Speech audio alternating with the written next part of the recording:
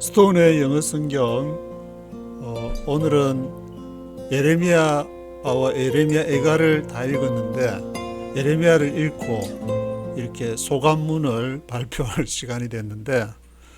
어, 이 막막합니다. 어떻게 해야 될지. 어제 아랫게부터 성령님 어떻게 해야 됩니까? 그런 이제 기도가 나오는데, 제가 뭐 이렇게 읽고 저보다 쟁쟁한 그 신학 박사학위 가진 사람도 많고 쟁쟁한데, 이게 예레미야를 읽고 그거를 얘기한다는 게 조금 망설여지기도 하고, 그냥 뭐 계속 읽어가 버릴까 그런 생각도 있지만, 다시 기도하니까 성령께서 그냥 네가 읽고 느낀 구절들을 갖고 얘기하라는 그런 마음을 주셔가지고, 어, 이 예레미야를 그동안에 이제 읽어오면서 제 마음속에 남았던 그런 구절들을 갖고 함께 나누면서, 또 이제 특별히 이제 에레미야 같은 경우에는 그 당시에 근동의 그러한 정세 상황이라든지, 또 주변의 성서 고고학, 고대 근동학 그런 것하고도 이렇게 많이 관련이 되어 있기 때문에 같이 생각해보는, 한국이 이렇게 성경 많이 읽고 말씀과 새벽 기도 또 교회 수가 많다고 하지만, 깊이 조금 한 걸음 더 깊이 들어가는 그런 거, 제가 보기에는 교계에 취재를 하면서 부산이나 서울에서 취재를 하면서 느낀 거는, 이렇게 말씀을 객관적이거나 아니면 한 걸음 더 들어가서 보는데 굉장히 취약한 부분이 있다. 그렇게 하다가 이제 결국에는 하나님의 말씀에 순종하는 것이 해결 방법이다. 그래서 너는 내 자신 가슴에 손을 얹고 생각하니까, 저도 이제 그 어릴 때 하나님 앞에 워싱턴에 가기로 약속한 것이 있기 때문에 그것을 실천에 옮기면서 여러 가지를 많이 느끼면서 맨 땅에 헤딩도 해보고, 성경 붙잡고 이렇게 코피도 흘려보고, 그렇게 하면서 여기까지 온 것 같은데, 근데 뭐 신학교에는 이렇게 문 앞에도 못 갔지만, 그래도 말씀을 이렇게 읽을 기회를 주고, 제가 가진 게 한글은 개역 한글, 개역 한글 판하고, 그다음에 개역 개정, 그 개역 한글 이후에 나온 개역 개정도 있고, 그다음에 이제 그 성경을 히브리어하고 헬라어가 같이 된, 영어하고 히브리 헬라어 같이 이렇게 된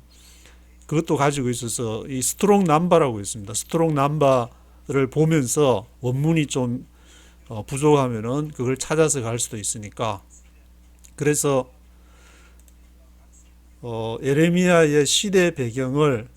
먼저 한번 보면은, 아수르, 그 당시 정세가 아수르에서 바벨론으로 국제 정치의 패러다임이 전환되던 그런 시기였습니다. BC 605년에 이제 갈그미스 전투가, 역사적으로도 중요한 그런 갈그미스 전투가, 바로 바벨론이 이집트, 애굽을 누르고 이렇게 승기를 잡게 되는 그런 계기가 되는데, 왜 갈그미스가, 여기 지도를 한번 보면은 이 지도는 이제 바벨론이 이제 전체 606년에서 BC 536년 시대라고 할 수 있는데, 이 갈그미스가 이쪽 북쪽, 아주 북쪽에, 나사렛 그 위에 북쪽에 이렇게 있게 되는데, 머기또 그 북쪽에, 왜 이 북쪽 지역에서 애굽하고 여기 바벨론하고 전투를 벌이게 되냐면, 항상 이쪽 시리아 지역, 우리가 아람으로 알고 있는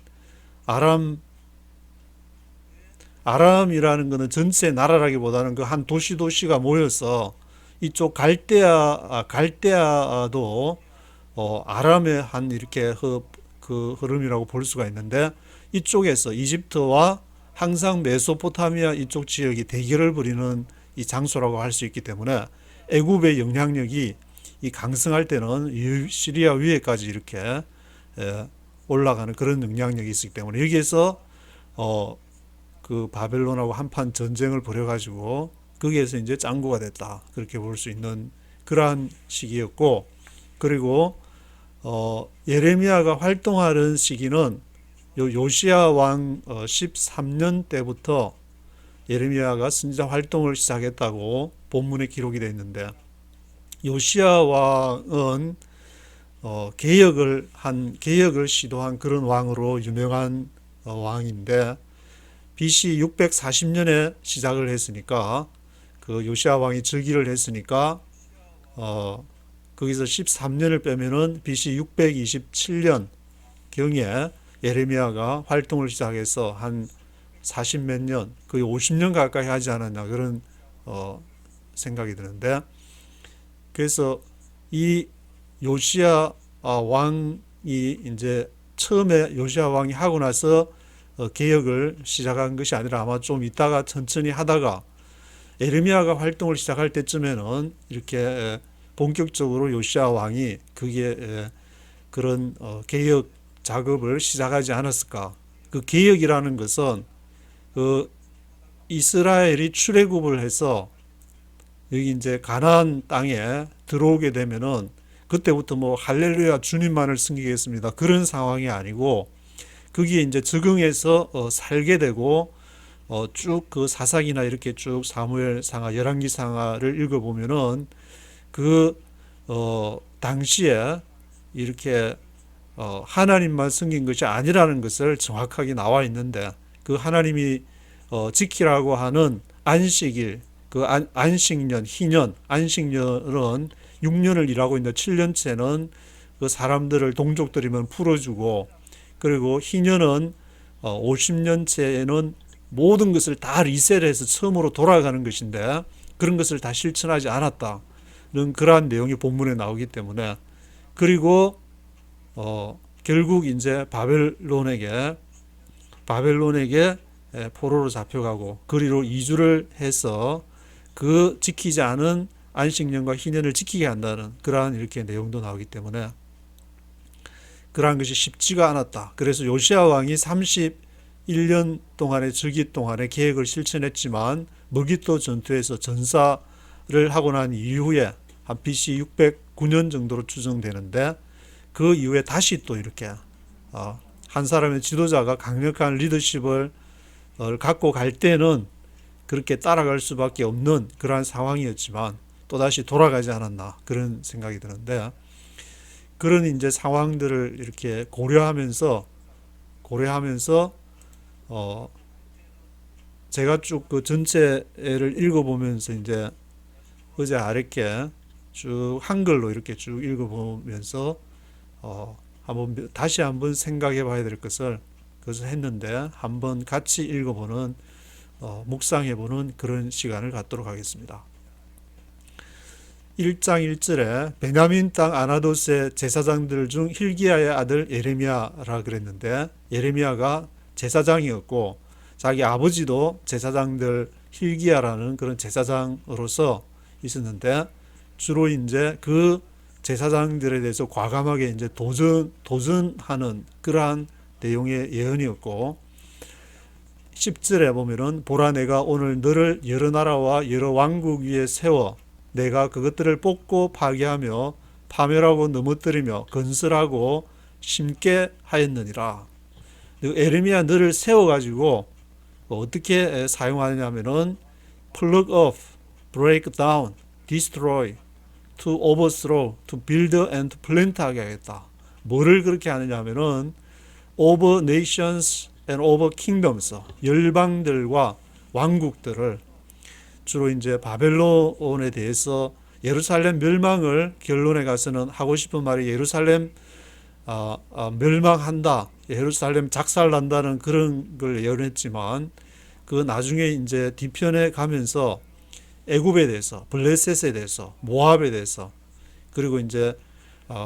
에돔, 게달, 핫솔, 다메섹, 그 바벨론의 멸망에 대해서도 50장, 51장 두 장에 걸쳐서 많은 부분을 예언에 이렇게 할애를 하고 있는데, 그 열방을 예언하는 그래서 14절에 여호와께서 내게 이르시되 재앙이 북방에서 일어나 이 땅의 모든 주민들에게 부어질 것이다. 지도를 보면 이렇게 북방에서 이렇게 쭉 내려오게 되는데 길이 예루살렘 이 갈릴리 호수에서 요르단강이 있어서 사해 이쪽 지형을 잠시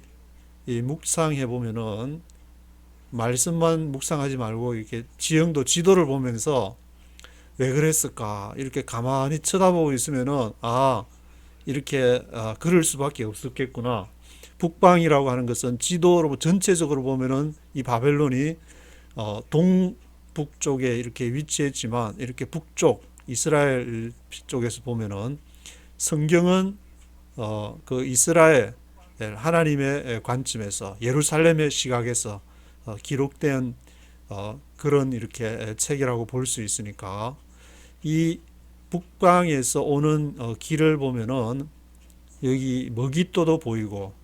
이렇게 갈릴리에서부터 요르단강이 지나서 사해가 계곡이 되는데 이 서부가 산지고 이렇게 서부 산지와 동부 산지로 되어 있는데 주로 이제 군사들이 왔다 갔다 하는 지역은 이렇게 Way of the Land of the Philistine 요 길이 이렇게 있어서 이 해변길을 따라서 군사들이 많이 움직이게 되고 이것이 머깃도를 지나서 다메섹까지 이르게 되는데 해안길은 이렇게 쭉 올라가면은 두로, 시온, 지금 이제 그 시리아 베이루트 요 위에 이제 베이루트가 있고 또 비블로스라고 그 페니키아 쪽에서 알파벳 문자가 나왔다고 이렇게 주장이 되는 비블로스도 있고 그리고 왕의 길은 킹즈 하이웨이 이쪽은 주로 무역로가 되는데 그게 이제 여기 사해 오른쪽으로 있었던 모압 지역이 굉장히 기름진 땅이라고 볼 수 있는데 그 룻기에도 나오듯이 나오미가 이렇게 시어머니 룻의 시어머니 되는 나오미가 이스라엘에 기근이 들었을 때 이렇게 모압으로 간다는 그 말은 이쪽이 굉장히 비옥한 지역이고 이쪽에 주요 강이 이렇게 세 개가 있게 되는데 맨 위에 야복강, 아르논강 그리고 세렛강 이것이 바로 이제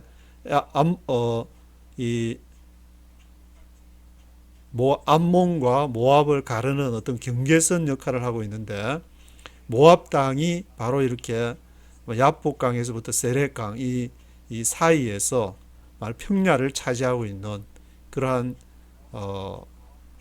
지역이라고 볼 수가 있는데 그래서 모압이 굉장히 기름진 이렇게 지역이 됐고 이런 그 북쪽에서부터 이런 길을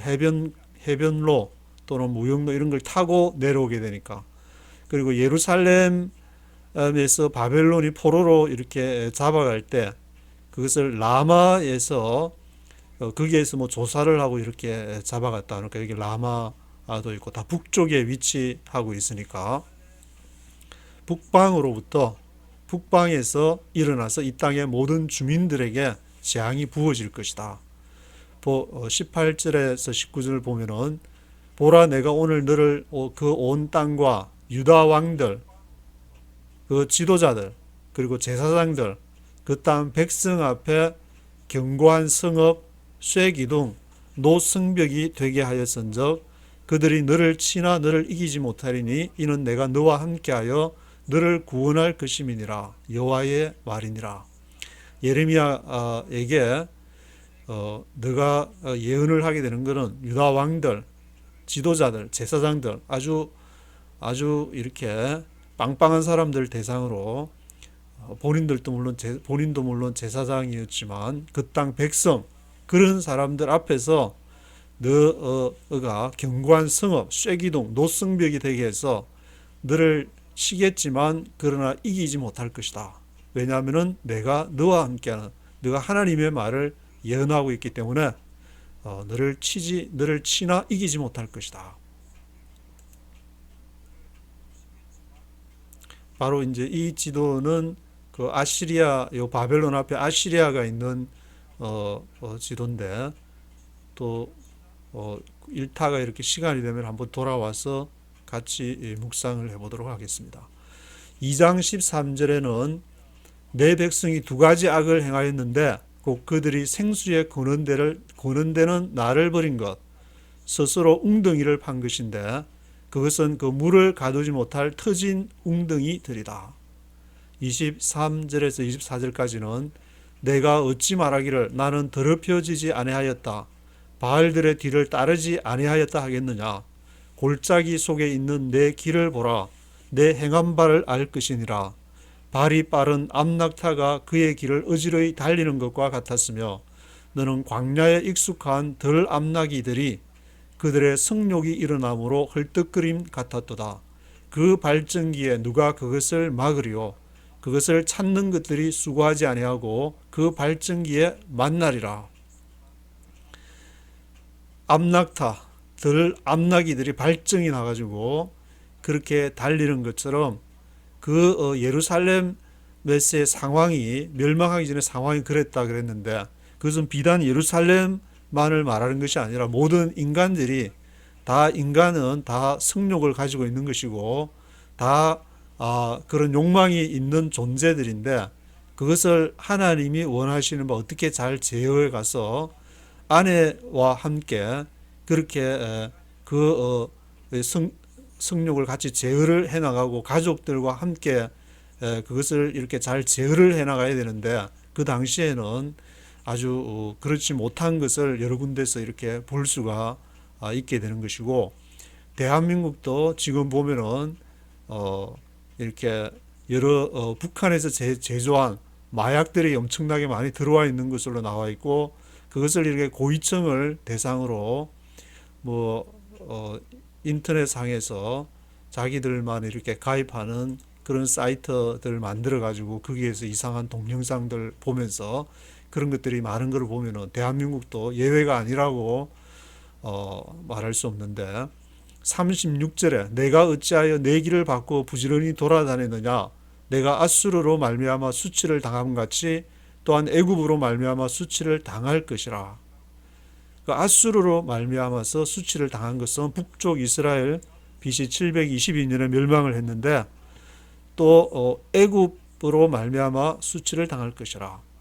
항상 그 애굽에 영향이 많이 있었고 애굽에서 출애굽을 했기 때문에 출애굽을 한 이후에 가나안으로 들어왔지만 여전히 이렇게 친애굽파 또 바벨론이 있을 때는 친바벨론파에서 자기들의 생존을 어떤 열강들의 의지를 해야 되느냐 하나님 앞에 의지를 해야 될 그러한 그 하나님의 백성들이 열강들에게 국방력이나 외교력을 통해서 자신의 살 길을 찾으려고 하는 그러한 모습에 대해서 예레미야는 정면 도전을 하고 있는 것인데 4장 9절에서 10절은 여호와의 말씀이니라. 그날에 왕과 지도자들은 낙심할 것이며 제사장들은 놀랄 것이며 선지자들은 깜짝 놀라리라. 내가 이르되 슬프도소이다 주 여호와여 주께서 진실로 이 백성과 예루살렘을 크게 속이셨나이다. 이러시기를 너희에게 평강이 있으리라 하시더니 칼이 생명에 이르렀나이다. 예레미야가 여호와에게 뭐라고 얘기하냐면은 당신이 이 백성하고 예루살렘을 속이시지 않았습니까? 평강이 있으리라고 했는데 지금 칼과 생명이 지금 이르렀습니다. 그렇게 얘기하고 예레미야도 자신이 원한 것은 하나님 앞에서 사람들이 다 돌아와서 평강의 삶을 살기를 원했지만 자신들이 처한 상황을 바로 보지 못한 예루살렘 백성들이 끝내는 그달리아 총독, 바벨론이 임명한 그달리아 총독을 죽인 이후에 자신들이 죽인 것이 아니고 이스마엘이 이렇게 죽이게 되는데 암몬의 그러한 사주를 받아서 이스마엘이 죽인 그 총독이기 때문에 바벨론에게 우리가 죽임을 당하지 않을까 두려워 가지고 또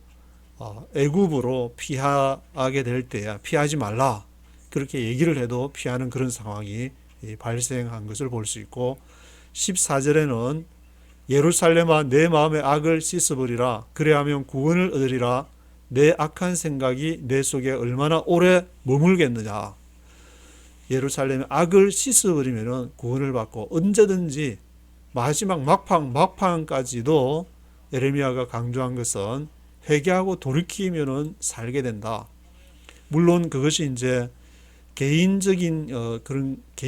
그런 문제와 결부되어서 예루살렘의 멸망, 바벨론에 대해서 어떤 국가적인 차원에서 얘기를 하는 것인데 뭐 몇몇 사람이 돌이킨다고 그것이 효과가 있었을까 그런 생각도 들지만 예레미야가 한 사람이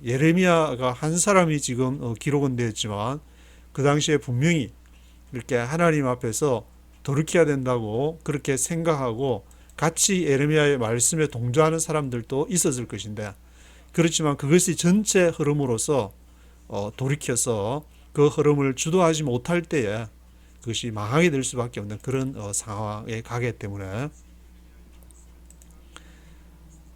5장 1절에는 너희는 예루살렘 거리로 빨리 다니며 그 넓은 거리에서 찾아보고 알라. 너희가 만일 정의를 행하며 진리를 구하는 자를 한 사람이라도 찾으면 내가 이 성읍을 용서하리라. 소돔과 고모라에서는 의인 10명이 없어가지고 성이 망했다고 그랬는데 여기 예루살렘에서는 진리를 구하는 자 한 사람이라도 찾으면 진리를 구하는 자 한 사람이 없어가지고 이 성읍을 용서를 못 받고 멸망했다. 그렇게 말할 수 있지만 예레미야 한 사람이 있었으니까 예레미야 때문에 그러면 구원을 받아야 되지 않았을까? 그 말이 아니고 그 문자적인 그런 말이 아니고 정말 이렇게 진실로 한 사람이라도 진실하게 하는 그 사람을 찾기가 어려울 정도로 그 예루살렘의 당시 상황이 그렇게 타락을 했다고 볼 수가 있는 것이고 5장 12절에서 14절에 보면은 그들이 여호와를 인정하지 아니하며 말하기를 여호와께서는 계시지 아니하니 재앙이 우리에게 임하지 아니할 것이요 우리가 칼과 기근을 보지 아니할 것이며 선지자들은 바람이라 말씀이 그들의 속에 있지 아니한적 그같이 그들이 당하리라 하느니라. 그러므로 만군의 하나님 여호와께서 이같이 말씀하시기를 너희가 이 말을 하였은적 볼지어다 내가 네 입에 있는 나의 말을 불이 되게 하고 이 백성을 나무가 되게 해서 불사를 것이다. 그리고 30절부터는 이 땅에 무섭고 놀라운 일이 있도다. 선지자들은 거짓을 예언하며 제사장들은 자기 권력으로 다스리고 내 백성은 그것을 좋게 여기니 마지막에는 너희가 어찌 되려느냐. 선지자들 하나님의 말씀을 받아서 전해야 될 선지자들이 거짓 선지자들이 이 3명이나 그렇게 쭉 나와 있는 것을 볼 수 있는데 제사장들은 자기 권력으로 내가 그래도 하나님의 말씀을 전하는 제사장이야. 하나님 앞에 이렇게 하는데 내가 어떻게 약간 실수하고 좀 이렇게 하더라도 하나님이 어찌하겠냐. 또 백성들은 그런 것을 저 말씀을 전하는 제사장들도 사람인데 다 성경에 보면 다 아브라함, 이삭, 야곱 다 실수하고 했으니까 실수할 수 있지. 그걸 가지고 또 그래 따지냐. 넘어가자. 그것을 좋게 여기니 마지막에는 너희가 어찌 되느냐. 그것이 쌓이고 이제 쌓여가지고 결국 예루살렘 멸망이 됐다. 그렇게 성경에서는 그런 보고 있는 것이고 6장 12절에 14절까지 내가 그 땅 주민에게 내 손을 펼 것인저 그들의 집과 밭과 아내가 타인의 소유로 이전되리라. 여호와의 말씀이니라. 이는 그들이 가장 작은 자로부터 큰 자까지 다 탐욕을 부리며 선지자로부터 제사장까지 다 거짓을 행함이라. 그들이 내 백성의 상처를 가볍게 여기면서 말하기를 평강하다 하나 평강이 없도다. 선지자부터 제사장까지 다 이제 거짓이다. 거짓으로 행하고 있는 그런 아주 타락한 상황을 보여주게 되는데 7장 4절에서 7절까지는 이것이 이제 성전이다, 성전이다 그런 거짓말을 믿지 말라는 것이고 또 16절부터 18절까지는 너는 그 예루살렘 백성들을 위해서 기도하지 마라. 유다 성읍들과 예루살렘 거리에서 하는 걸 예레미야 너가 보지 못했느냐. 자식들이 나무를 줍고 아버지들은 불을 피우고 부녀들은 가루로 이렇게 해가지고 여왕들을 위해서 이렇게 신들에게 전제를 드링크 아프링 전제를 부음으로 인해서 내 노를 바라고 있다. 그런 내용이고 8장 12절에서 13절까지는 이제 하나님의 진노가 이렇게 일어날 것인데 그런 가증한 일을 하면서도 부끄러워하지 않고 얼굴도 붉어지지 않는 그러한 내용을 얘기를 하는 것이고 9장에서는 서로 이웃에게 그들의 혀가 죽이는 화살이다. 혀로는 이렇게 잘 말을 하는데 이웃에게 평화를 말하는데 마음으로는 속에는 그 이웃을 해할 생각을 하고 있는 그래서 내가 쑥을 먹이고 독한 물을 마시게 할 것이다. 그래서 23절부터는 자랑하는 자는 이것으로 자랑할지니 다른 부동산 투기해가 돈 벌었다고 자랑하지 마라. 그리고 너희 국방력이 강하다고 무기 많이 수입했다고 자랑하지 마라. 그리고 외교력이 좋다고 그런 것도 자랑하지 마라. 뭘 자랑해야 되냐? 명철하여 나를 아는 것, 나 여호와는 사랑과 정의와 공의를 땅에 행하는 자인 줄 깨닫는 것이라. 나는 이 일을 기뻐하노라. 여호와를 알아. 하나님이 누군지를 알고 말씀을 이렇게 바로 읽고 말씀이 하나님이 원하는 성령께서 원하시는 그 일을 한 것을 자랑을 해야지 뭔 자랑을 엉뚱한 것을 그렇게 하나님 위에 자랑하지 마라. 그 모든 자랑은 예루살렘 멸망으로 치닫게 된다.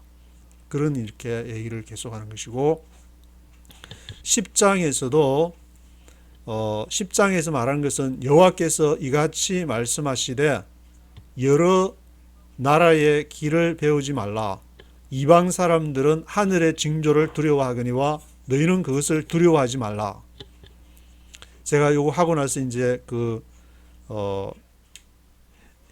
히브리어 원문을 찾아보니까 이방 사람들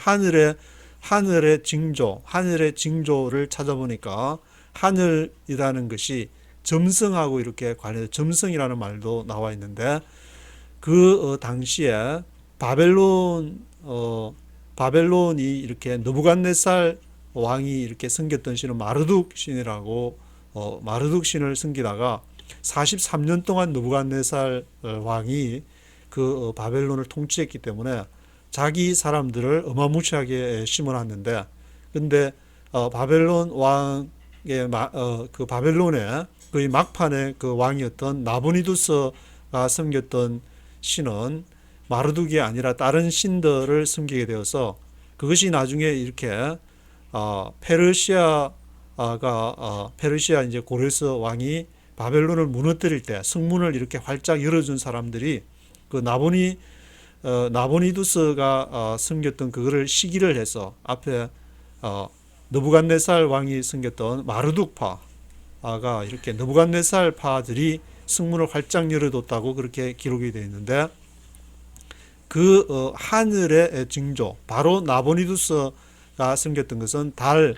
이렇게 별 1월 성신들을 통해서 그런 징조를 통해서 지금 점성술을 통해서 지금 이러니까 이 상황 속에서 어떤 왕조가 일어나고 어떤 것이 이제 죽고 하는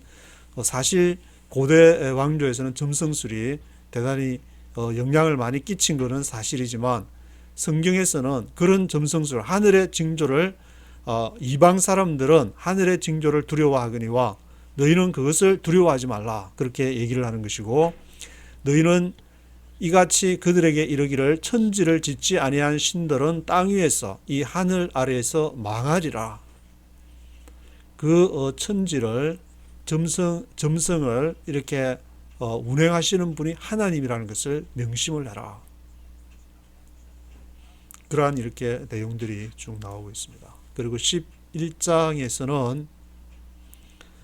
그러므로 나 여호와가 이와 같이 말하노라. 보라, 내가 재앙을 그들에게 내리리니 그들이 피할 수 없을 것이라. 그들이 내게 부르짖을지라도 내가 듣지 아니할 것인즉 유다 성읍들과 예루살렘 주민이 그 분향하는 신들에게 가서 부르짖을지라도 그 신들이 고난 가운데에서 절대로 그들을 구원하지 못하리라. 그러므로 너는 이 백성을 위하여 기도하지 말라. 그들을 위하여 부르짖거나 구하지 말라. 이 백성을 위하여 기도하지 말라. 예레미야에게 그들을 위하여 부르짖거나 구하지 말라. 그렇게 얘기하는 것이고, 12장에서는 예레미야가 이제 사역하는 중에 40년 이상을 사역을 했기 때문에 악한 자의 길이 형통하며 반역한 자가 다 평안하면 무슨 까닭이니까, 그렇게 이제 질문을 던지는 하박국 선지자도 이때 비슷한 시기에 이렇게 있었는데, 이 예레미야도 이런 질문을 던졌고 하박국은 3장으로 되어 있는데 그 비슷한 시대 상황 속에서 하박국 선지자가 그런 비슷한 예레미야가 12장에서 던진 비슷한 질문을 이렇게 던진 것을 볼 수가 있습니다.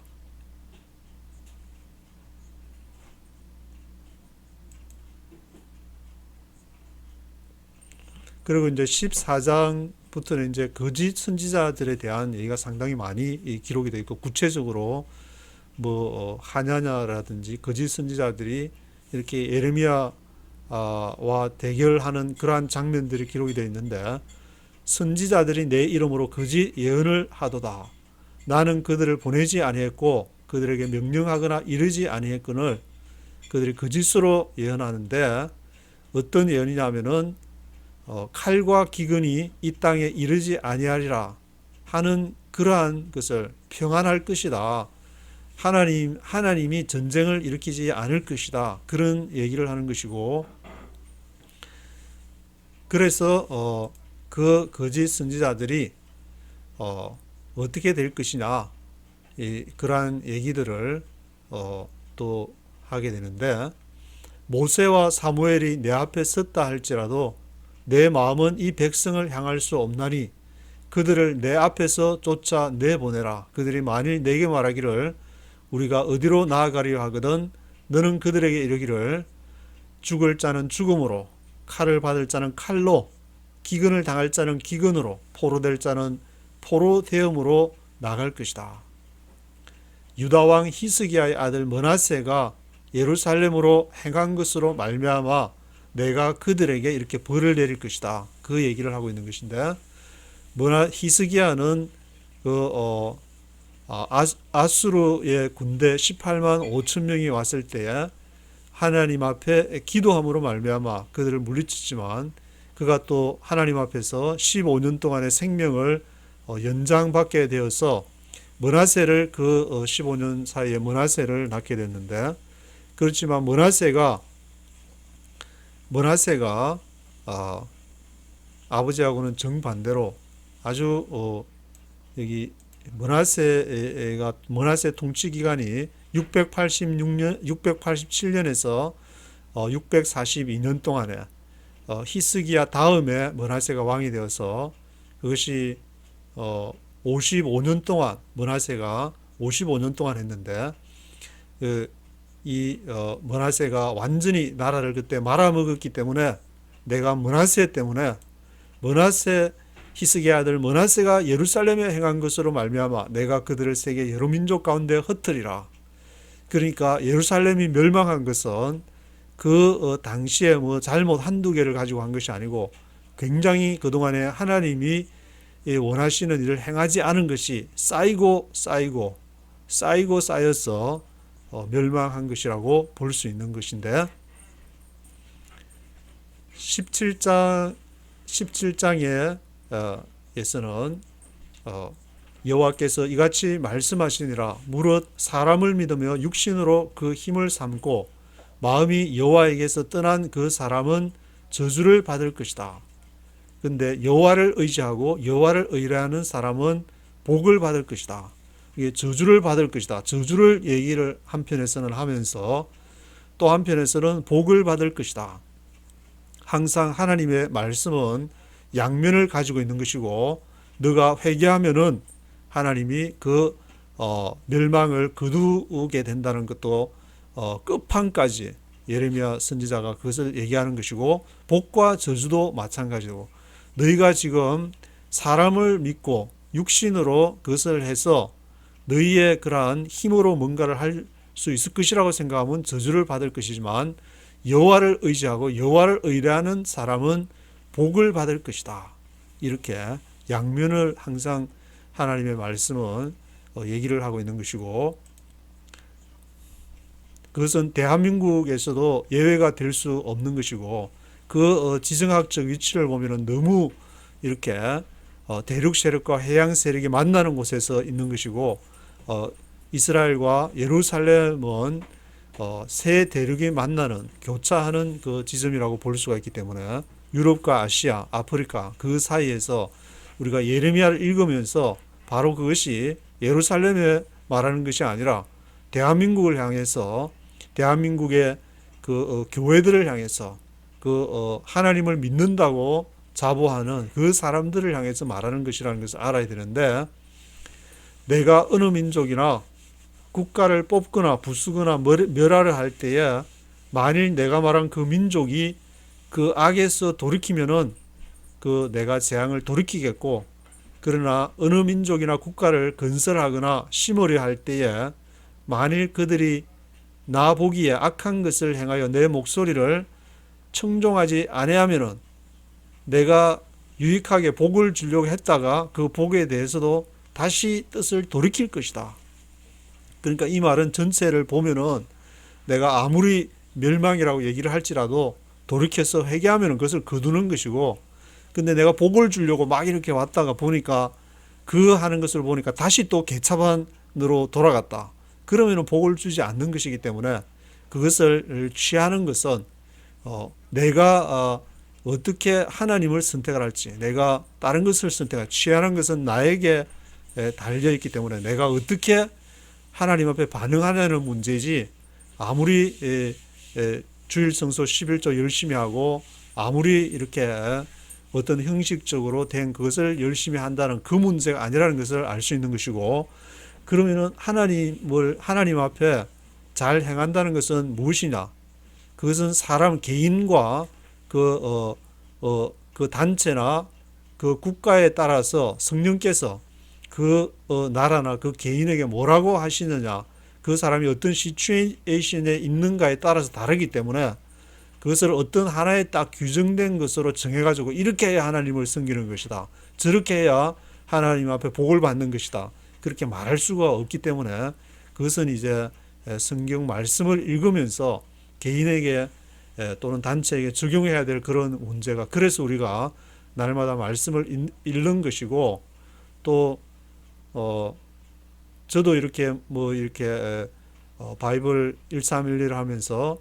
스톤의 영어 성경을 하는 게 제가 영어를 잘해서 미국에 와서 이렇게 30년, 26년 이렇게 살고 있지만 의학 가는 거는 이렇게 의학 수업은 여기 퀸즈 칼리지에 하는 거 잠시 이제 파타임으로 해서 가는 거 한 번밖에 기억이 안 되는데 영어도 잘 못하면서 왜 해야 되냐? 성령께서 하라고 하니까 그래도 이제 그나마 하게 되니까 뭔가 뜻이 있어서 하는가 보다. 그렇게 영어를 전부 다 이제 거의 보면은 다들 이렇게 다 한 수 높게 영어를 잘하는 사람들이 수없이 이렇게 있지만 그래도 이렇게 영어로 보게 되면은 다시 말씀에 집중하게 되고 하니까 아마 하나님께서 저한테 그렇게 얘기를 해서 하는 것 같은데 그래서 예레미야도 보면은 내가 다시는 여호와를 선포하지 아니하며 그의 이름을 말하지 아니하리라 하면 나의 마음이 불붙는 것 같아서 골수에 사무치니 답답하여서 견딜 수 없습니다. 나도 이렇게 이걸 꼭 이렇게 유튜브로 이렇게 힘들게 해야 됩니까? 안 하면 안 됩니까? 하면은 그걸 하라는 마음을 주기 때문에 순종하는 마음으로 하는 것이 내가 신학을 해서 이렇게 스톤의 영어 성경이 이렇게 영어를 굉장히 잘했어 하는 것이 아니고, 바로 그것이 사람마다, 대한민국에서도 대한민국이 앞으로 하나님의 나라를 하나님의 나라를 따르고 그렇게 하기 위해서는 그렇게 성령의 음성에 순종을 해서 하는 사람이 있어야지, 뭔가 그 그늘에 권력에 가서 한 자리 하는 사람이 많아서 그 밑에 들어가서 그 교회 가면은 나도 한 자리 할 수 있었어. 제가 90년대 서울에서 교계 기자를 할 때에 아주 그런 분위기가 있었고, 말은 안 하지만 이렇게 거기에 들어가서 하면은 뭔가 이렇게 줄 잡아서 뭔가 출세할 수 있고, 그런 거 다 버리고, 정말 성령께서 넌 다 버리고 너는 하나님 앞에 약속한 대로 그렇게 미국으로 가서 워싱턴에 가라 그러면은 그럼 가는 거지, 뭐 별 수 있습니까? 그렇게 하고 나니까 그래도 내가 지금까지 목숨부터 살아있는 것이지, 그렇지 않았다면 하나님이 당장에 어떤 질병이나 뭘 인해서 어떻게 했을지 나도 알 수 없는 그런 상황이지만, 내 골수에 사무쳐 가지고 그렇게 그 일을 하더라도 하는 편이 낫지, 하나님 앞에 뺀질뺀질 해가지고 하나님이 성령께서 하라 그러는데도 하지도 안 하고 그런 사람이 많으면은 전체 하나님 나라 결국 예루살렘의 멸망으로 치닫게 된다는 것을 이렇게 하나님이 말하고 싶지 않았을까. 그래서 생명의 길과 사망의 길, 항상 우리 앞에는 두 가지가 놓여 있는데, 날마다 살아가면서 이렇게 그 길을, 생명의 길, 사망의 길이 따로 있는 것이 아니고 내 안에,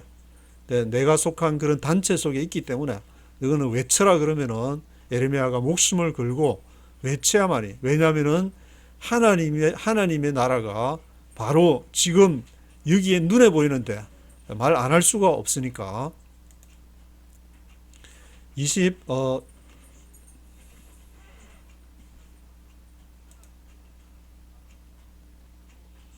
23장에 보면은 목장의 양떼를 멸하며 흩어지게 하는 목자에게 화가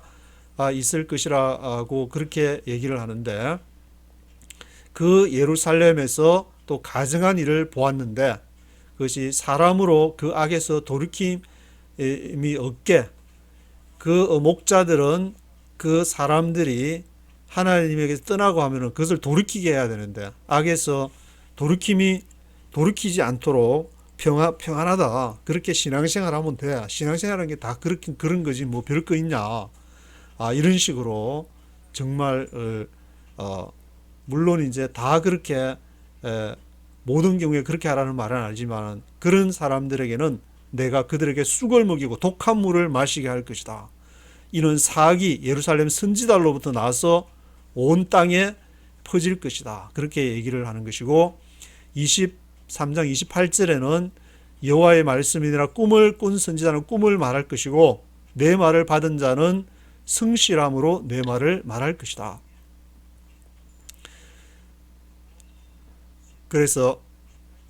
30절에서 31절에서는 여호와의 말씀이라, 그러므로 보라 서로 내 말을 도둑질하는 선지자들을 내가 치리라. 여호와의 말씀이니라, 보라 그들이 혀를 놀려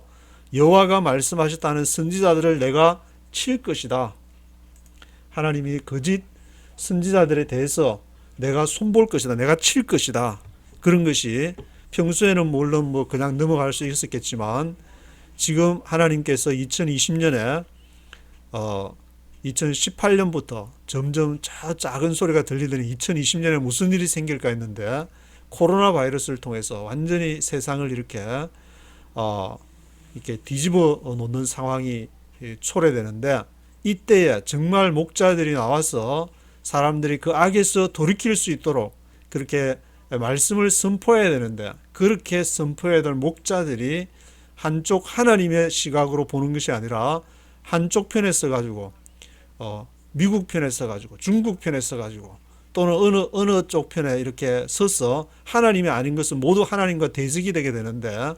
그런 것에서 자신의 논리를 이렇게 전파하고 그런 걸로 말씀을 해석하게 될 때에 내가 그들에게 쑥을 먹이고 독한 물을 마시게 할 것이다. 이러한 선지자에 대하여 이와 같이 말씀을 이렇게 하게 되는 것인데, 그래서 25장 11절에서는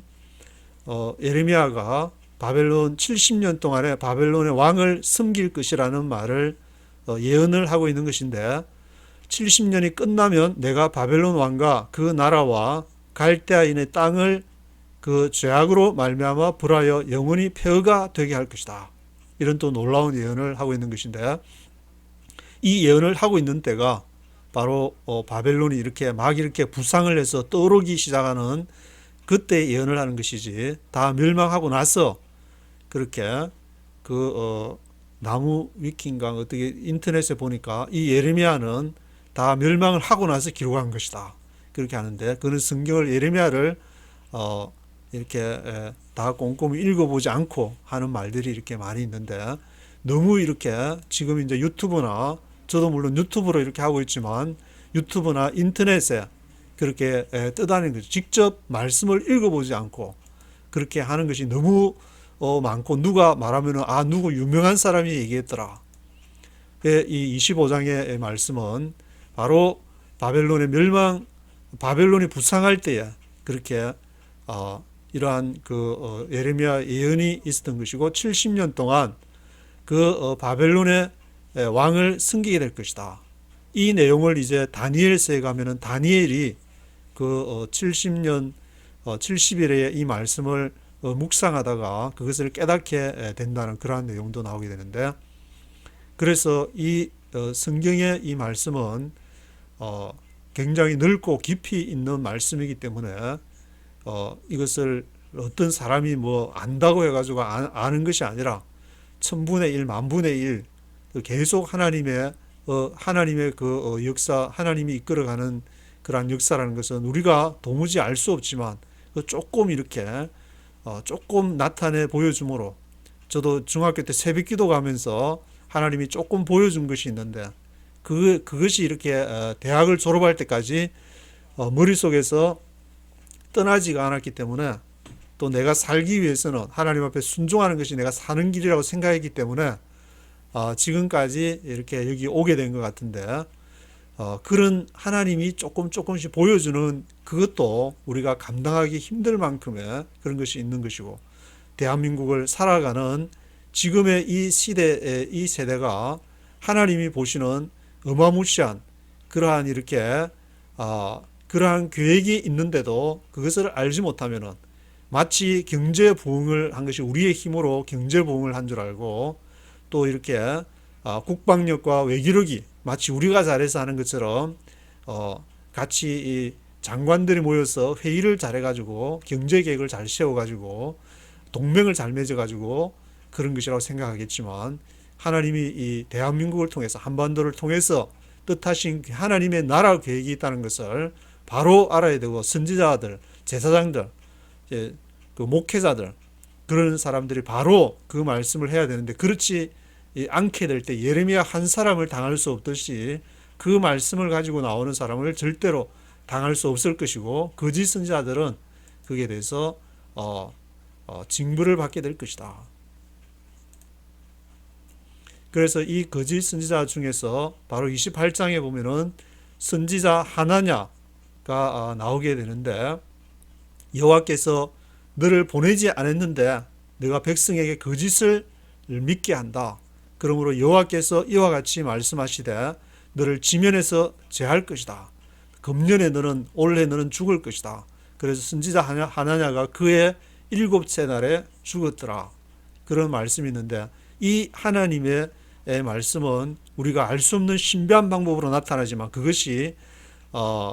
이렇게 하나님의 말씀이 아닌데도 거짓으로 말하게 될 때는 두 개가 이렇게 부딪히게 되고, 결국 거기에서 하나님이 결판을 내시는 그러한 내용들이 나오게 되는 것이고, 또 29장에서 계속해서 이 거짓 선지자들이 나오는 것이 29장 20절에 보면은 골라야의 아들 아합, 마아세야의 아들 시드기야, 그들에 대해서도 이제 그들은 내 이름으로 너에게 거짓을 예언한 자라. 보라, 내가 그들을 바벨론 왕 느부갓네살의 손에 넘기리니 그가 너희 눈앞에서 그들을 죽일 것이다. 바벨론 앞에서 죽임을 당할 것이라고 이렇게 거짓 예언한 어떤 징벌을 정확하게 구체적으로 예레미야에서는 얘기를 하는 것이고, 그런데 예레미야가 이렇게 예언을 하는 것은 이것이 하나님의 본뜻은 너희를 향한 나의 생각을 내가 아나니 평안이요 재앙이 아니라 너희에게 미래와 희망을 주는 것이다. 하나님이 이렇게 마치 예레미야에서 심판을 얘기하고 예루살렘 성을 작사를 낼 것이라니까 심판을 예언한 선지자다. 그러니까 원래는 그 심판을 예언하는 것이 아니고 하나님은 회개를 해서 돌아오기를 원하는, 그것이 바로 하나님의 뜻인 것이지, 너가 작살이 날 것이다, 예루살렘이 심판을 당할 것이다, 그것이 아니고 평안이고 재앙이 아니고 미래와 희망을 주기 위해서 한반도의 희망과 한반도의 미래를 주고자 이렇게 하나님이 그 말씀을 주는 것이지, 너가 작살이 날 것이다, 그 말을 하고 싶은 것이 아니라는 것을 알아야 되는 것이고, 그것은 하나님을 잘 모르기 때문에, 그래서 우리가 눈에 보이는 그런 어떤 물질이나 우리가 사는 것도 생존도 중요하고 짭도 중요하고 부동산도 중요하고 돈 버는 것도 중요하지만 그것보다 더 앞서서 하나님이 다 그걸 주기를 원하는 것인데, 우리가 먼저 앞선 것이, 하나님은 뒤에 좀 있고 나는 먹고 살아야 될 것이고, 우리는 이렇게 국방력 또 강화시켜야 되고 또 외교도 잘해야 되고 또 부동산도 좀 해서 좀 이렇게 은퇴한 후에 또 돈도 좀 마련해야 되고, 그렇게 하면은 하나님은 거기에서 하나님은 손을 떼게 된다. 거기서 회개하라. 그것을 지금 말하는 것이기 때문에,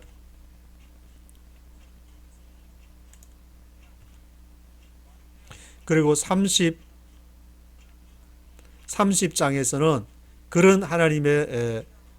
말씀에 나의 종 야곱아 두려워하지 말라, 이스라엘아 놀라지 말라, 내가 너를 먼 곳으로부터 구원하고 내 자손을 잡혀가 있는 땅에서 구원하리니 야곱이 돌아와서 태평과 안락을 누릴 것이며 두렵게 할 자가 없을 것이다. 하나님의 본심은 그들을 벌주고 그들을 심판하는 것이 본심이 아니다는 것이고, 그리고 24절에서는 보라 여호와의 노여움이 일어나 폭풍과 회오리 바람처럼 악인의 머리 위에서 회오리 칠 것이라. 여호와의 진노는 그의 마음의 뜻한 바를 행하여 이루기까지는 돌이키지 아니하나니 너희가 끝날에 그것을 깨달으리라. 그 여호와의 진노가 누구에게 어디에 임하냐 하면 악인의 머리 위에서 회오리 칠 것이라고 했는데, 악인이라는 것은 못된 짓을 해가지고 악인이라기보다는 하나님 없이, 사람이라는 것은 완전하지 못하기 때문에 가다가 실수할 수밖에 없고, 또 우리 안에 이렇게 두 본능이 늘 싸움이 있기 때문에 이쪽이 이길 때는 또 이렇게 그런 쪽으로 끌려갈 수밖에 없는 것이 인간이라는 존재인데, 그래서 야곱아 이스라엘아 이사야서에서는 계속 그걸 얘기하는 것이고, 그런데 그것이 바로 악인이라는 것은 전혀 내가 의도적으로 하나님을 제껴놓고 하나님 없이 이렇게 거기에서는 여호와의 진노가 임하게 되는데, 그는 끝까지 여호와께서 하나님이 끝날에 그것을 깨닫게 된다. 끝날에 아마 이제 죽을 때 그것을 깨닫게 된다는 그런 말일 수도 있는 것이고, 끝날에 그것을 깨닫게 될 것이다. 31장에서는 그들이 하나님을 이제 알게 되는 것인데, 그들이 각기 이웃과 형제를 가리켜 이르기를 너는 여호와를 알라 하지 아니하리니 이는 작은 자로부터 큰 자까지 다 나를 알기 때문에 하나님이 누구지? 하나님 좀 알아야 되겠다. 그래서 하나님 누군지 하면서 설명을 좀 해봐라. 아니면은 이 하나님에 대해서 잘 아는 사람, 하나님을 연구한 사람에 대해서, 그런 것이 아니라 다 여호와를 알라 하지 아니하리니 작은 자로부터 큰 자까지 다 하나님이 누군지 알게 될 것이다. 우리가 지금 이제 그 하나님이라는 용어가 처음에 조선에 이렇게 복음이 전해질 때에 하나님 하는 그 하나님이라는 그 용어 자체가 원래 거기에서는 이제 하늘을 섬기는 것이 있기 때문에 거기에 대해서 그 민족 종교나 그런 사람들이 크게 소송을 제기하고 그랬다는 얘기를 들었는데, 그만큼 이렇게 하나님은 우리만 이렇게 지금 성경을 보고 하는 사람만 믿는 것이 아니라 다 하나님이라는 신이라는 것이 다 있었기 때문에, 그런데 그것을 마치 우리만 이렇게 하나님을 믿는 것처럼 그렇게 하는 것이, 하나님은 여기 가도 하나님, 온 천지에 하나님이 있는데 내가 그 하나님 외에 다른 것을 택하게 될 때에 그 하나님의 진노가 있는 것이고, 결국에는 온 백성, 온 나라가 하나님을 아는 것, 그것을 하나님의 나라의 확장이라고 하는 것이기 때문에 우리의 편협한 것을 깨뜨리기 위해서 하나님은 예루살렘에 그렇게 재앙을 내린 것은, 자기들이 이 성전을 해놓고 거기에서 어마무시한 솔로몬의 그 성전을 보고 예배를 드리고 하니까, 야, 이거 굉장하다, 어마무시하다, 우리가 정말 막 그렇게 드리면 많은 사람들이 막 또 찬양하고 하면은 굉장히 감정적으로도 막 업되고 하니까, 와, 우리 믿는 하나님 대단한 하나님이네, 그렇게 생각할 수도 있는데, 그것을 대표를 해서 모든 사람이 다 하나님을 알고 다 하나님을 찬양하면서 그런 삶을 살기를 하나님은 바라는 것이다. 그래서 대한민국에 그렇게 교회를 부흥케 하는 것이, 그 대한민국이 대단한 대한민국, 그 안에서 아주 하나님이 축복을 받은 나라, 그것을 하는 것이 아니라 온 열방에 그 하나님을 이렇게 전하고 나타내 주기 위한 것이라는 것을, 그것을 이제 예레미야를 읽으면서 깨달아야 된다는 것인데, 33장 1절, 33장 3절에 그 예레미야가 시위대 뜰에 갇혔을 때 하나님의 말씀이 임한 것이 있는데, 너는 내게 부르짖으라, 내가 내게 응답하겠고 내가 알지 못하는 크고 엄밀한 일, 크고 비밀한 일을 내게 보일 것이다 는 것을, 그때 시위대 뜰에 갇혔을 때에 하나님은 늘 이렇게 하나님께서 그러한 말씀을 주신다는 것을 알 수 있는 것이고,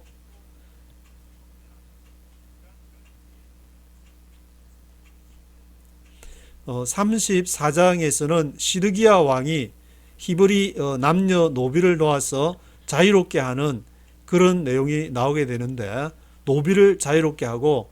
다시는 종을 삼지 말라고 그랬는데, 그게 이제 이 고관들이나 다 사람들이 호응을 해가지고 다 자기 동족들을 노비로 삼았다는 것은 그만큼 이렇게 거기서 좀 있다고 하는 사람들이 그런 자기 동족들 하면 이제 뭘 이렇게 먹고 살게 해주면서 노비로서 이렇게 막 부려 먹었다는 말인데, 그런 내용들, 다시 또 이렇게 풀어줬다가 다시 또 이렇게 하는, 다시 또 노비로 삼는 그런 내용이 기록이 되어 있고, 39장에서는 그 예루살렘 공성전이 1년 6개월이라는 근거가, 여기 이제 시드기야 왕 9년 열째 달 10월에 했다가 시드기야 제 11년 넷째 달에 승이 함락됐다고 했으니까, 그것을 9년 11년 하면 2년이 되는데, 거기에서 11년 넷째 달에서 열째 달이라 그랬으니까 그것을 빼면은 1년 6개월이라는 그러한 시기가 여기에서 나오게 되는 것이고, 바벨론 왕이 림나에서, 그때 바벨론의 총사령관이 림나에 있게 되는데, 림나가 여기 예루살렘이 있으면은 요 위에 림나 쪽에서 시드기야 왕을 잡아서 여기에서 이제 그 사형을 그 시드기야 아들들을 다 죽이고 시드기야 눈을 거기서 뽑게 되는 그러한 내용이 이렇게 나오게 됩니다. 그리고 39장에서는 이렇게 사령관 느부사라단이 그 포로로 또 이주민으로 이렇게 잡아가면서 그 소유가 없는 예루살렘의 빈민을 유다 땅에 남겨두면서 그 사람들에게 포도원하고 밭하고 이렇게 주게 되는, 웬 떡이냐, 이렇게 그 사람들이 뭐 앞에서 이제 그 노비 얘기도 나왔지만 그 노비로 있기도 했고 아마 그런 삶을 살았을 것 같은데, 그 사람이 전쟁통에 그냥 포도원하고 밭을 받게 되는 그러한 내용도 기록이 되어 있습니다. 42장에서는 너희가 만일 애굽에 들어가서 거기에 살기로 고집하면은 두려워하는 칼이 너에게 임할 것이다. 애굽에 들어가지 말 것을. 그달리아 총독이 죽게 되면서 그 바벨론이 두려워서 애굽에 들어가려고 하니까 그 애굽에 가지 마라. 여기에 있으면은 하나님이 너희를 보호하실 것이고 바벨론도 너희를 해치지 않을 것이라고 그랬는데 그 애굽에 이제 기웃고 가게 되는 그러한 내용이 나오게 된 것이고, 그리고 46장부터는 이제 애굽에 대한 예언, 그 다음에 블레셋에 대한 예언, 그리고 모압에 대한 예언, 이 세 가지가 이렇게 순서적으로 나오다가 각 열방에 대해서 나오고, 또 50장, 51장에서는 바벨론에 대한 예언이 나오게 되는 것인데, 그만큼 이렇게 애굽과 블레셋과 모압이 이렇게 중요하다는 말일 수도 있고, 그 이스라엘에서는 굉장히 중요한 지정학적인 위치를 가지고 있는 데였으니까, 이렇게 애굽에 대한 예언은 애굽이 여기 상애굽, 어퍼 애굽이 있고 여기 이제 로어 애굽이 있게 되는데, 애굽은 에티오피아나 지금의 수단, 그 당시에는 이제 구스라고 했으니까 구스나 수단에서 이렇게 나일강이 이렇게 쭉 흘러내려 가지고 가게 되는데, 이쪽 그 남쪽에서부터 북쪽으로 나일강이 흐르니까 여기 상애굽, 그리고 그 삼각주가 있는 지역이 로어 이집트 애굽이라 하는데, 애굽의 이렇게 전체 역사는 요 하애굽과 상애굽이 서로 이렇게 합쳐질 때 굉장히 강성한 것이었고, 그래서 이 강성한 애굽이 이 북이스라엘이나 남유다 이쪽에 이제 영향을 미치게 되는 그러한 상황이 발생되는 것이고, 늘 여기 이스라엘과 시리아 그쪽 지역을 레반트라고 부르는데, 이 메소포타미아 지역과 이집트 지역이 상황이 어땠느냐, 강했느냐, 약했느냐에 따라서 이 레반트 지역, 여기 이스라엘과 유다가 그때 영향을 받았다는 그런 걸 같이 생각하면서 이렇게 성경이나 선지서를 읽게 될 때에 그것이 많이 이렇게 도움이 되는 것 같습니다. 그리고 블레셋에 대한 예언에서는 4절에 보면 블레셋 사람을 유린하시며 두로와 시돈에 남아있는 바 도와줄 자를 다 끊어버리시는 날이 올 것임이라. 여호와께서 갑돌섬에 남아있는 블레셋 사람을 유린하시리라. 갑돌섬에는 지금 이제 지중해에 있는 크레타 섬을 지금 말한다고 그렇게 다 나와 해석을 하는데, 이 크레타 섬, 블레셋 사람들은 해안 세력이 이렇게 이주를 해가지고 저 이베리아 반도에서 뭐 이주를 하지 않았냐, 또 그리스에서 이주를 하지 않았냐, 또 이렇게 미케네 문명이 그 당시에 이제 크레타 섬 위에 있는 섬이 화산 폭발을 일으키면서 아주 굉장한 화산 폭발이 있어 문명이 몰락할 정도의 폭발이 발생을 하게 되는데, 거기에서 그래서 이제 저도 이제 유튜브 이렇게 뭐 성서 고고학이나 고대 근동학을 유튜브에 쳐서 이렇게 보니까 그리스에서 많이 이주해 오지 않았나 그렇게 보는 시각들이 있었는데, 이 블레셋에서 5개의 이렇게 5개의 유명한 도시가 있는데,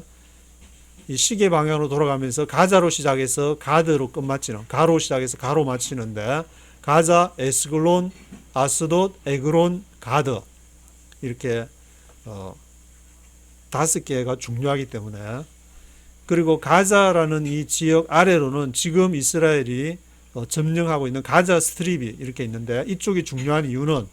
바로 이집트에서 예루살렘으로 갈 때에 병력이 이렇게 이동되는 그쪽 길이 이 바로 블레셋이 있던 지역에서 지나게 되기 때문에, 그리고 이제 블레셋은 이집트에서는 람셋 그 2세부터 이렇게 블레셋과 상대를 하게 되는데, 람셋 람세 3세 때에는 블레셋과 많이 전투를 한 그런 이렇게 그림들도 이렇게 많이 보이게 되는 것 같고, 그래서 블레셋은 이스라엘이 바로 이제 블레셋하고 사해하고 사이에 바로 예루살렘, 헤브론, 브엘세바, 이스라엘이 위치하기 때문에 이 블레셋은 바로 옆에 있어가지고 다윗이 골리앗과 싸울 때 그 골리앗도 블레셋이었고, 삼손이 싸웠던 그 대상도 바로 블레셋이었기 때문에 이 블레셋은 성경에 자주 등장을 하는 그러한 인물이 되는 나라가 되는 것이고,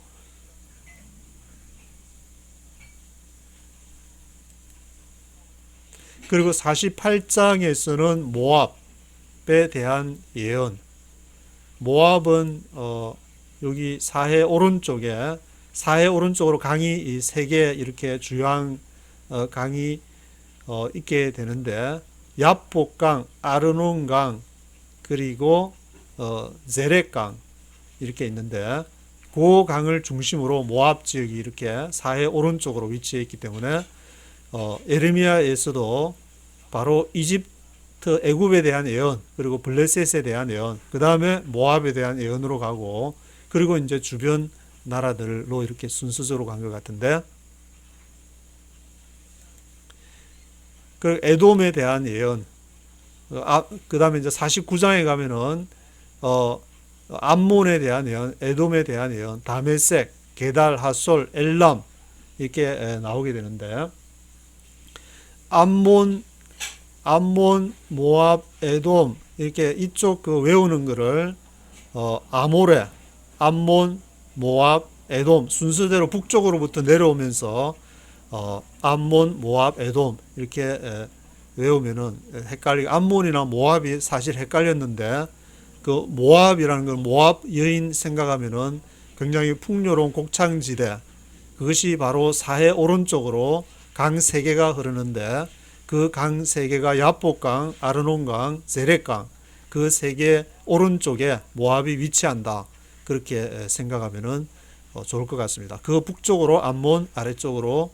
사해 아래쪽으로 에돔, 그리고 다메섹은 아람이라는 그 지역과 관계해서 다메섹이 등장하는데, 이 다메섹은 아람에서 가장 중요한 도시가 되는 것이고, 또 중요한 이유가 그 해안선을 타고 이렇게 가서 만나는 지역이 머깃도를 지나서 다메섹, 그리고 또 왕의 길을 타고 킹스 하이웨이를 타고 대상로인데, 그것을 타고 올라가다가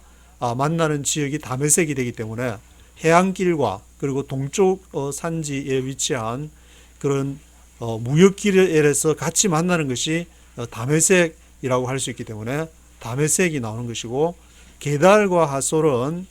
게달은 남쪽, 하솔은 저 북쪽에 위치한 것인데, 게달은 이게 아라비아 반도가 나오는데, 아라비아 반도가 바로 이제 홍해 요 좌측으로 있는 것이 시나이 반도가 되는 것이고, 시나이 반도 시나이 반도 그 좌측으로도 홍해라 그러고, 시나이 반도 우측으로도 홍해라고 하는데, 시나이 반도 좌측으로 있는 것은 수에즈만이라 그러고, 그리고 우측에는 아카바만이라고 이렇게 하기 때문에 같은 두 개가 이렇게 있어서, 이 홍해에서 이 페르시아만 그 사이에 있는 아라비아 반도에 게달이 나오는 것이고, 이 게달가 핫솔이 나오는데, 핫솔은 저 북쪽으로 저 북쪽으로 위치한 것인데, 여기 있으면은 이쪽 이렇게 아주 암몬 갈릴리 호수 그 위쪽으로 이렇게 위치한 핫솔은 여기 위치해 있고, 그리고 50장에서 51장까지는 바벨론 멸망에 대해서, 그리고 52장은 예루살렘 멸망에 대해서 이렇게 쭉 기록을 하고 있습니다. 이 바벨론 제국의 부상에 대해서 예레미야스가 결국 말하고자 하는 것은 예루살렘의 멸망에 대해서 얘기하는 것인데, 그 안에 내용들은 제가 이렇게 쭉 읽어보니까 한 구절 한 구절 이렇게 다 새겨보아야 할 것이기 때문에, 그리고 이제 주변에 이렇게 그 열강들 것들을 보면서 예레미야는 그때 당시에 분명히 이 주변의 열강들을, 또 주변의 나라들을 하나님의 시각으로 바라보았다고 볼 수가 있는데, 이것은 지금 한반도를 바라보면서도 어떤 지금 이렇게 친미파나 친중파라든지 어떤 한쪽에 치우쳐서 바라보게 될 수도 있지만, 예레미야는 하나님의 시각으로 이것을 바라보았다는 그런 점에서 우리가 예레미야를 읽으면서 하나님 지금 한반도를 어떻게 보십니까? 그렇게 우리가 질문을 던지고 이렇게 말씀을 읽어야만 될 시기가 된 것 같습니다. 그 전에는 저도 이렇게 잘 몰랐는데 뭐 예레미야서를 제가 일부러 읽으려고 한 건 아니고 그 전부터 계속 이렇게 구약과 신약을 왔다 갔다 하면서 읽다 보니까 지금 시기가 지금 이렇게 됐는데, 이 예레미야를 지금 시기에 하나님께서 읽게 하시는 것도 지금 이렇게 이 예루살렘을 보면서 지금 대한민국을 보라고, 지금 이렇게 서울을 보라고, 평양을 보라고 그렇게 주시는 메시지가 아닌가, 그런 생각을 하기 때문에 이렇게 함께 이렇게 읽으면서 하나님이 지금 보시는 눈으로 한반도를 보아야 될 때가 되지 않았나, 그런 생각을 하게 됩니다. 그래서 다음 편에서는 이제 히브리서로 읽게 되는데, 같이 또 신약과 구약을 하면서 같이 이 말씀을 묵상하면서 할 때에 우리가 그 안에서 희망을 가져야, 다른 데서 물론 앞으로 이제 지켜봐야 될 그런 문제지만 다른 데서 희망을 가질 수 있을까? 어디에서 희망을 구할까? 전에는 뭐 이렇게 좀 뭔가 경제적인 그런 것도 수출도 많이 하고 하니까 그랬지만, 앞으로는 또 어떻게 될지 모르는 상황이니까 더욱더 이렇게 우리가 성경을 다시 보면서, 이 성경은 서구 문명과 연결이 되어 있는 것이고, 그 서구 문명에서도 미국이나 영국이나 유럽이나 그가 다 성경을 이렇게 통과했는데, 가장 많은 교회를 갖고 있다는 한국에서 정말 성경을 이렇게 제대로 읽지 않는다면은 지금의 이 기회를, 앞으로 한 3, 4년이 굉장히 방향을 결정하는 중요한 시기고, 그 이후에 10년 또는 20년, 한 조금 더 가서 한 30년 정도까지 계속 이러한 상황들이 이렇게 지속이 되지 않을까 생각을 하고 있는데, 그래서 함께 성경을, 서통과 함께 그 영어 성경을 함께 읽어보면서, 저도 영어 공부를 하고 영어는 기본적으로 해야 되니까 누구든지 그렇게 나가면 좋겠다는 그런 생각을 해보게 됩니다.